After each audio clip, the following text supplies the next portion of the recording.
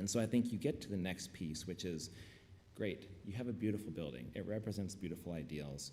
But as a historian, you're kind of talking from the pages of a book. As an architect, you're speaking to a building that you're going to design and build. But the hardest part might actually be the building owner. And I really mean this as somebody who has to do this for my profession. The building owner sees the building as a partner, and that partner requires a lot of work, a lot of care. It's not really unlike raising a child or taking care of an elderly parent. And to be a good partner to that partner requires money, time, and honestly, experience and expertise. It's very hard to manage a building without that experience. And it's very efficient to manage a building with that experience.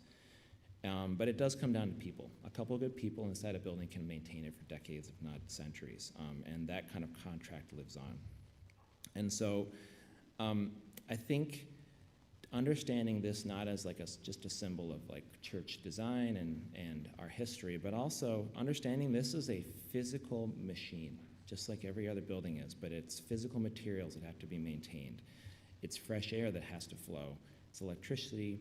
It's the complicated engineering systems that Jonathan and I have been down to the basement to see that neither one of us quite fully understand, but there are blinking lights, which we know which we think we know what they mean.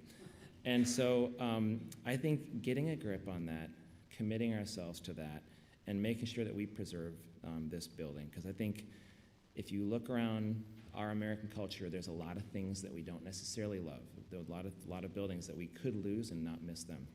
And then there's a lot of buildings that we have lost and we do miss them. But I think it's partly churches and their ability to come together around their structures that allows us to keep those things that are very important to us, and keep a lot of ourselves too. So thank you to Jonathan for the hard work, and thank you to all of you. So. Thank you, Leif.